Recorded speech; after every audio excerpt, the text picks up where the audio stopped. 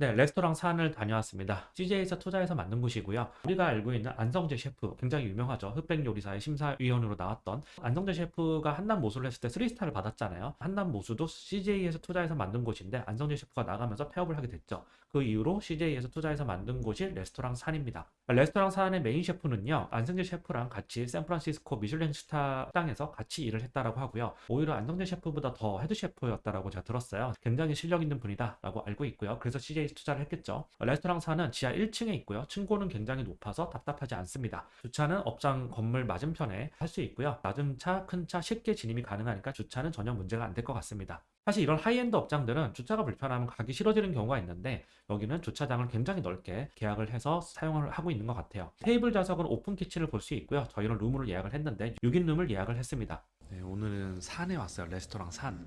처음 와봤어.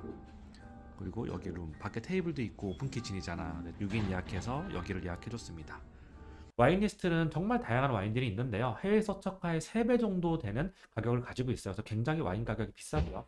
올드 빈티지도 거의 없는데 돈페리뇽 66 빈티지였나 있었던 걸로 제가 기억을 하고 있어요. 돈페리뇽 66 빈티지가 무려 800만 원이 넘는 가격표를 달고 있었습니다. 정말 여유가 있으신 분들은 그걸 주문해서 먹어봐도 될 것 같아요. 왜냐하면 올드 빈티지로 갈수록 리스크가 커지기 때문에 업장에서 주문을 했는데 이게 뻑이 났거나 콜키가 나면 업장에서 그 가격을 받지 않거든요. 정말 이걸 먹어보고 싶다, 돈이 너무 많다라고 하시는 분들은 드셔도 될 것 같고, 영빈티지의 샴페인들도 너무나 비싼 가격에 팔고 있어서 저는 와인은 주문하지 않았습니다. 와, 여기 돈페리뇽 66 빈티지가 있어. 390만원. 66 이런 건 구하기 힘드니까 뭐 돈 많고 그러면 진짜 먹을만 하겠다.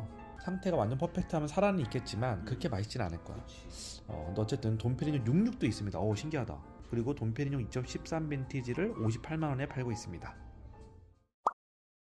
음식으로 가보면요, 첫 번째 플레이트는 오세트라 캐비어와 홍게라고 하는 디시가 나오는데요. 브리오쇼도 같이 나옵니다. 슴슴하고 정갈함 그 자체였고요. 소스는 극도로 절제되어 있어서 재료 본연의 맛을 굉장히 잘 살렸다라고 생각을 합니다. 정갈하지만 입 안에서는 녹듯이 음식이 사라져버리는 그런 촉감을 느낄 수 있고요. 브리오쇼는 굉장히 부드럽고 고소합니다. 두 번째 플레이트는 랍스타 냉채가 나왔는데요. 랍스터 젓갈을 창의적으로 사용을 해서 식감과 풍미 모두 좋았고요.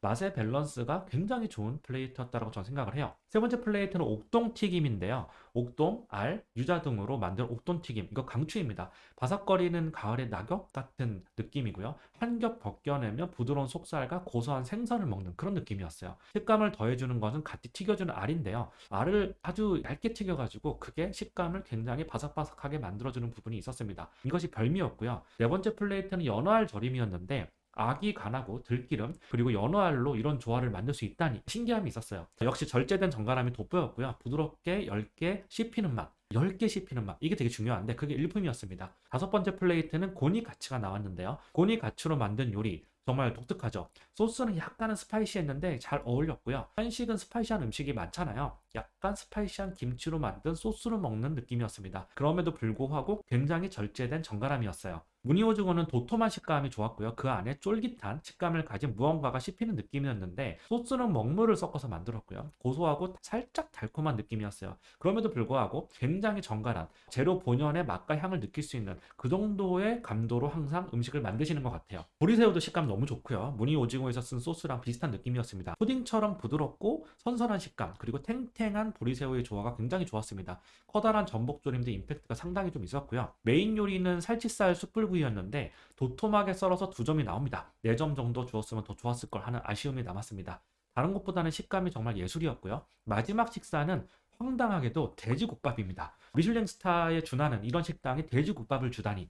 레스토랑 산 셰프님이 부산 출신이래요. 그래서 오랜 세월 해외 미슐랭 스타에서 일을 하면서 고향의 돼지국밥이 그리웠다라고 하네요. 그래서 이를 파인다이닝으로 풀면 어떤 맛이 날까? 저는 가장 궁금했던 디시가 이 디시였어요. 오랜 시간 푹 고아서 만든 진한 국물 맛 정말 일품이었고요. 식감 플러스 간의 역할을 하는 캐비어. 캐비어로 식감을 얹어줄 뿐만 아니라 간을 맞추는 역할로 썼어요. 굉장히 창의적인 조합이죠. 안에는 밥이 있었고요. 옅은 면이 올라가져 있었고 굉장히 진한데 그 위에 캐비어가 올라가져 있는데 이게 밸런스가 너무 좋은 거예요. 이런 돼지국밥이라면 전 매일 먹고 싶다라고 하는 생각이 들었습니다. 아니 이게 돼지국밥이래요.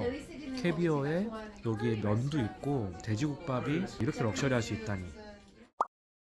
한식이면서 한식이 아닌 것 같은 와 했던 식사였어요. 스타급 다이닝이라면 이 정도는 해야지라고 하는 생각이 들었습니다. 디저트는 세 종류가 나오고요. 모두 맛있어요. 디저트의 달달함도 굉장히 억제되어 있는 느낌이어서 레스토랑사는 뭔가 짜거나 달거나 이런 게 전혀 없어요. 대부분의 디쉬가 굉장히 정제되어 있고 정갈합니다. 절제된 정갈함 그리고 밸런스를 가장 많이 신경을 쓰는 업장이라고 생각을 합니다. 이 때문에 강렬하게 때려주는 임팩트는 조금 부족하다라고 하시는 분들도 있는데 음식의 밸런스, 디시 하나하나의 밸런스를 놓고 보면 제가 여태까지 갔던 한국에 있었던 다이닝 업장 중에서는 거의 최고급이라고 할 수 있습니다. 재료 본연의 맛도 정말 잘 살렸고요. 메인 식사인 돼지국밥의 재료 조합은 정말 오랫동안 기억에 남았어요. 다이닝이라면 이래야죠. 개인적으로 레스토랑 사는 전 투스타까지는 굉장히 무난하게 갈 것 같고요. 서울에 있는 다른 미슐랭 스타 업장들 있잖아요. 비교를 해보면 레스토랑 산이 저는 압도적으로 만족도가 높았습니다. 다만 와인 리스트가 너무 비싸서 시켜 먹을 수 없었다는 점, 그 점이 좀 아쉬웠고요. 대식가 남성들에게는 식사만 하면 조금 모자란 양이고요. 여성들에게는 딱 알맞은 양이라고 생각을 합니다. 저녁 식대는 인당 30만 원이고요. 코키지는 되지만 병당 15만 원이라고 합니다. 예약은 지금 매우 어렵다고 들었고요. 개인적인 터슐랭 별점은 4.5개라고 생각을 합니다. 네, 잘 먹었습니다.